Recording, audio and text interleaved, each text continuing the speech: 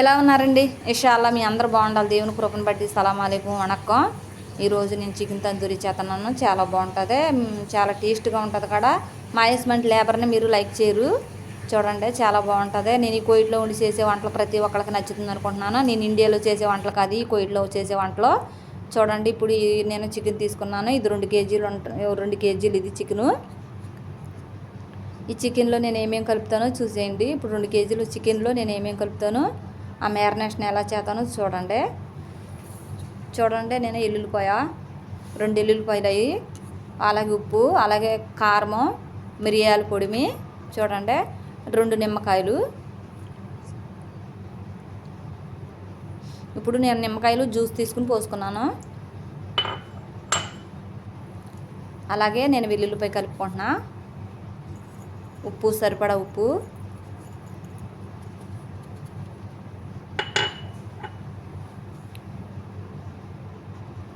కారము, olive oil,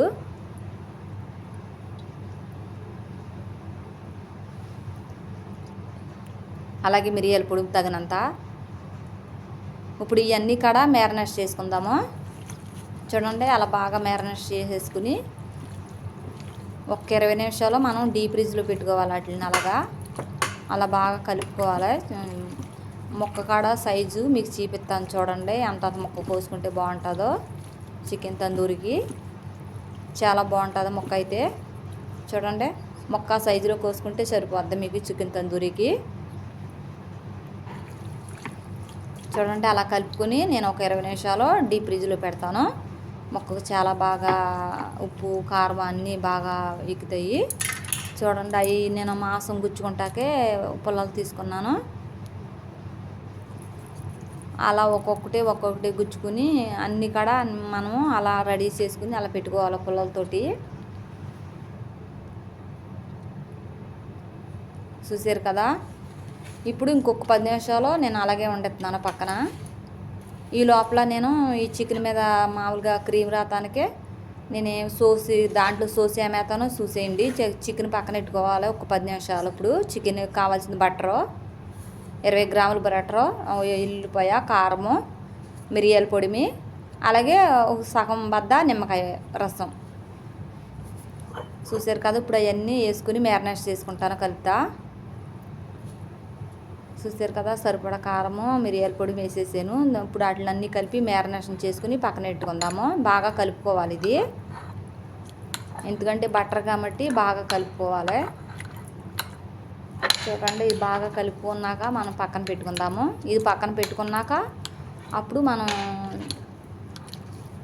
మిగతా process చూద్దాము.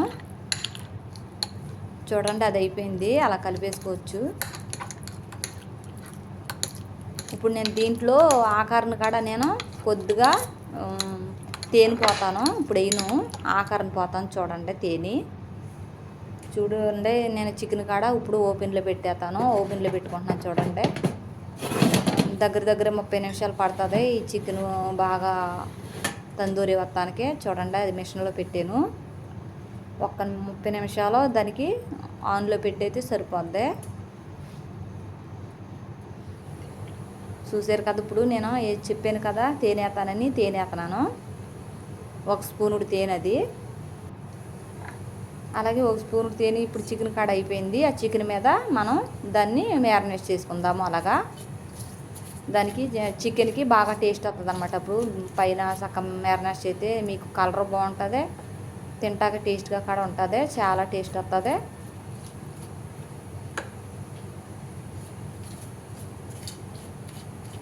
చూడండి, ఇలా బాగా పట్టించేసినాక మొక్క చాలా బాగుంటుంది. అలాగా మెత్తగా కాడ ఉంటుంది. ట్రై చేయండి మీరు కూడా. నచ్చితే లైక్ చేసుకోండి, సబ్స్క్రైబ్ చేసుకోండి. మరి మా యస్మంటి వీడియోలు మీకు నచ్చుతున్నాయో లేదో, మేము పల్లెటూరు వాళ్ళమి. చూడండి, నచ్చితే లైక్ చేసుకోండి, సబ్స్క్రైబ్ చేసుకోండి.